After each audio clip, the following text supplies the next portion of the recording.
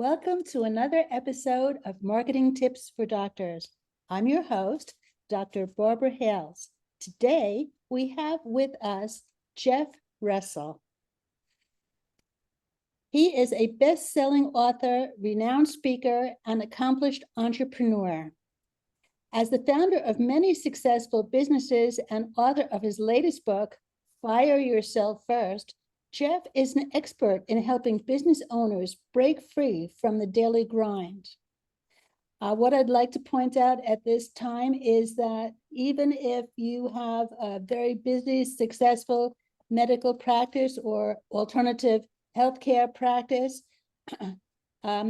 many people are now going into what we call a side hustle, which is another business that is affiliated or associated with that to bring in additional income. Jeff doesn't come by marketing alone lightly. He has been associated with the healthcare field for over 20 years. He was involved with the International Association for Physicians in Aesthetic Medicine and had an aesthetic medical spa. Welcome to the show, Jeff. Thank you, Barbara. So what our listeners would first like to know is, what was the inspiration for writing your latest book? You know, what's interesting is it was almost by accident. And I had, by design, or I guess by need, 11 years ago when I opened up my medical practice with my partner, we both had full-time jobs. She was an OBGYN delivering babies. I had a full-time business as well. I have founded the International Association for Physicians in Aesthetic Medicine. So we were teaching Botox and fillers as aesthetic procedures that a lot of physicians add on to their existing practice, or as you mentioned, now do as a side hustle if you don't have a practice. So it's a good, easy start. So we both had full-time jobs, and we couldn't really be in the practice every day, all day week. So we're like, how are we going to do this? So we actually I created systems and processes, so SOPs, so that we could hire someone. And our first hire was a nurse, and we gave her the instruction manual that how to open, how to close, how to do patient consultations, how to do the procedures, and then we let her run it. When she got too busy, we hired another nurse. And when they got too busy, we hired another nurse. Now we have 5 nurses working in that clinic. My partner, the OBGYN, only works about 2-3 hours a month, and I work about an hour a month in it. So the practice really ran itself. And so what I realized was, you don't need to be a key part of the practice. And what's amazing about medical aesthetics is the provider doesn't even have to be on site. You just have to be able to delegate to the proper scope of practice person. So with nurses, they pretty much can do all aesthetic procedures. When you have estheticians or laser technicians, their scope is a little bit more narrow. And so when I look back 11 years, I'm like, wow, here's a practice I work 2-3 hours a month in. And I'm like, this is just running itself. So I actually fired myself from my practice before I even knew I had done it. So did you have new employees and nurses work on you first? That is one of the side benefits of the practice, is absolutely, I am always there as a patient. So absolutely. And probably I buy equipment that could, benefit myself as well. Being in my 50s, I'm like, okay, this is the time things start to go sideways or downwards. So absolutely. So no wrinkles for you. Not unless I want them. And you would want them because? Oh, you can't look, there's that LA look where you have the frozen face. That's just not for me. I just want to look like I'm relaxed, like I just came back from family vacation for 2 weeks and looking, relaxed and not too angry or anything. Well, of course, working 2 to 3 hours a month or a week, whatever it was that you said, is enough to make you look very relaxed. Yeah. And so when I was looking back, I decided 2 years ago, I would only work 10 days a month in all of my 6 businesses. And so in order to do that, they had to be running very well. And so that is really the 4 steps of the Fire Yourself First book. Is first, you got to have a purpose bigger than you. It's not your practice, it's not your business. Your purpose has to be much bigger than that. And so the second one is you have to have a team in place to do all the procedures so you don't have to. So hiring the right team was a very important second step. And that's sometimes the most difficult part for a physician, especially to give up control, right? Is you guys know so much, and I want you to kind of maintain your clinical knowledge.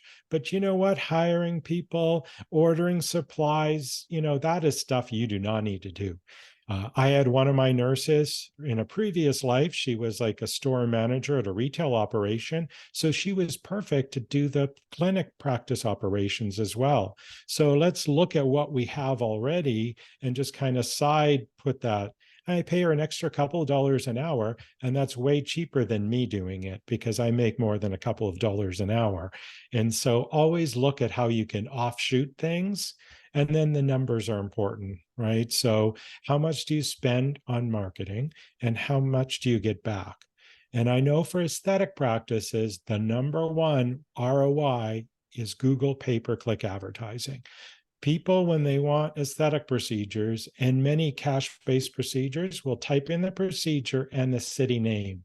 So I'm in Scottsdale, Arizona. So Botox Scottsdale. When that comes up, I need to be showing up there. So you've got to have a good website that says what you do, before and after photos, and you have to have a good Google pay-per-click campaign so that when people type in the procedures that you offer, that you come up. And so that's one of my key numbers is I spend $5,000 a month on Google advertising and I make 120. So it's a good return on my investment. I'll do that investment all day long.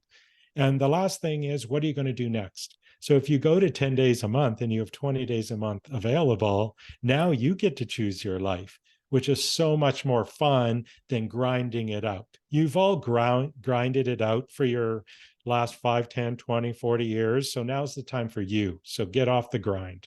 Absolutely. That sounds very envious. On your ads, where did you find them to be most successful? Was it social media? Where was it? So I don't have a lot of budget to build my brand.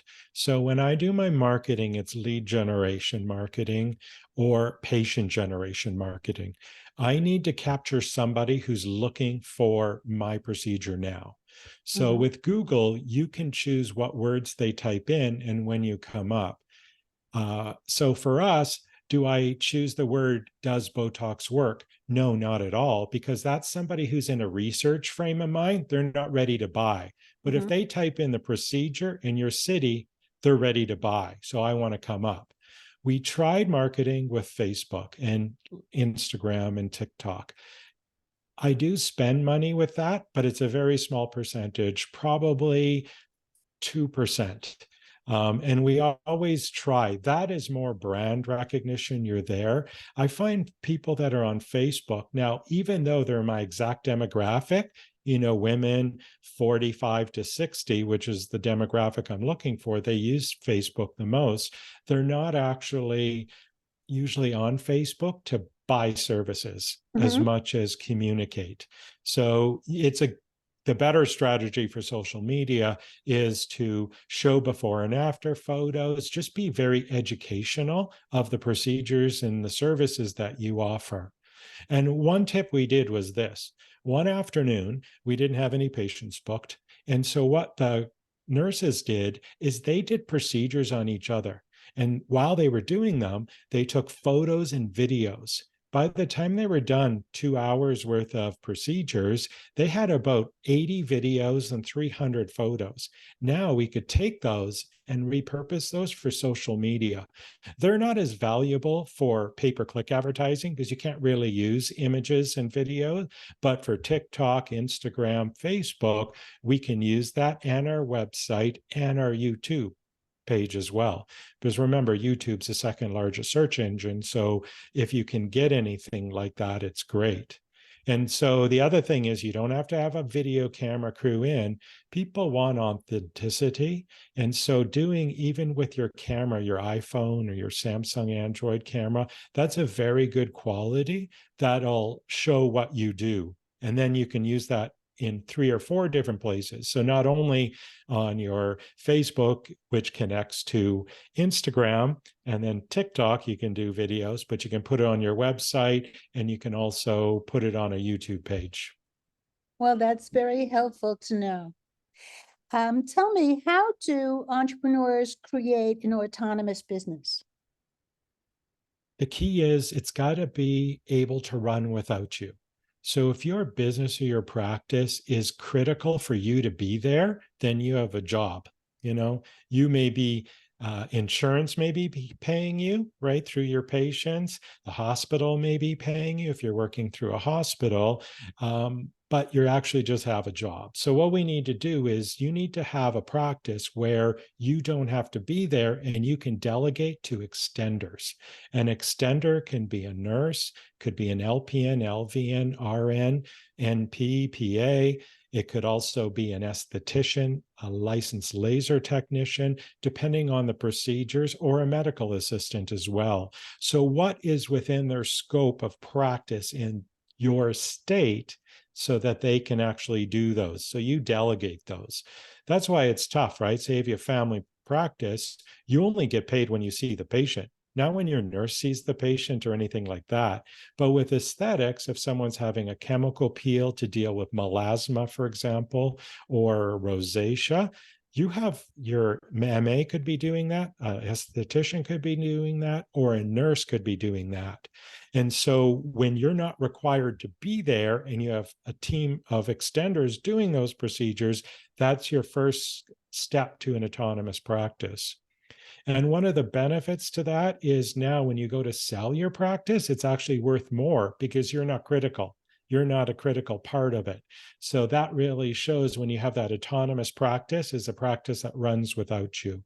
And, in all intents and purposes, I know this is a crude metaphor, but our aesthetic practice is an ATM for us, right? It just generates cash. We work when we want to work. We work, if my partner wants to take a month off and go to Italy, she can do that. Practice runs just fine without her. Well, those are really very helpful tips for us all. What makes this book different from other books on the same topic? What I try to do is when I turned 50, I discovered I can't handle as many topics as I used to. And so I like to simplify things and kind of find that first domino that knocks all the other ones down. So I'm always trying to find what's the easy thing. And so this book, which is available, in print as well as on Audible, Fire Yourself First, is all about 4 simple steps to starting this. And you don't have to start them all at once. You can slowly, depending on your situation, start instituting them. As I mentioned, the first one is really what's your personal why? What do you want to do? So if you didn't have your practice, what would you do? And then the second one is you're going to need a team. So it may be you may be doing the side hustle and you're the first and only employee, but you always want to think about who, not you. So who's going to do these procedures, not you? Depending on what the procedure is, you may have to hire a mid-level, like a nurse practitioner or a physician's assistant, but you may also be able to hire someone a little bit below that, like a RN or an LPN, LVN. So you'll have to know the scope. So who can do what? Not you. And then the third thing is you have to know 2 or 3 numbers so you know whether your business is growing and successful. So I have a whole section on creating dashboards and scorecards for you and your staff. And then the last thing is what's next? I find when you have a future and it's like, in 10 years, I want to be semi-retired on a beach in Belize, then when you have that in your mind, has nothing to do with your practice today. It'll actually start readjusting your decisions on what you need to do today to get there in 5 years. So I always kind of like that big outside picture. So you may hire an NP first because you want to be out of the country 6 months of the year. And that's fine, but let's just know what's required. Listeners may be saying, this sounds great, but where do I find these extenders to hire? What So would you suggest? extenders are actually, yeah, great question. So in aesthetics, I find the easiest, best extenders are licensed practical nurses, LPNs, because many of them are working in old folks' homes and they're doing what they do, but they don't necessarily love it. And so to come and work in an aesthetic or a private clinic environment, they get very excited to do that. So LPN schools, you can also get graduates who are graduating who kind of fit. I can train them the clinical, that's not difficult, but I can't train the attitude. I want that glass half full person. I want someone who likes doing procedures. This is very important because most in aesthetics, anyways, and even in weight loss, you're doing procedures, you're doing body contouring, body shaping, you're injecting, maybe you're doing the semi-glutides, which is very popular right now. You're injecting Botox, you're doing micro channeling, PRP, vampire facelifts. Those are all procedures. So I like to have someone who's good with their fingers and their hands. So that's kind of the first step. So we post on Indeed. But first of all, my biggest, most important thing is referrals. Let all your friends, family, colleagues at the hospital know that you're looking for someone, and they will generally recommend someone in their network. That's really a great idea. Well, you've certainly given us a lot of tips. To end the session, I usually say, are there one or two tips that you would like to give to our listening audience? But it certainly sounds like you have given them already. Are there any additional that we haven't touched upon? Yeah, one thing that I've been hearing recently since COVID really is that medicine is not fun anymore. It's a grind, it's exhausting both mentally and physically. And I want you to know that there is another way, right? If we can actually utilize extenders into a medical practice, that just gives you that relief and that time to breathe. So I don't want you to feel overwhelmed. There's another way, there's a better way and a different way to practice medicine.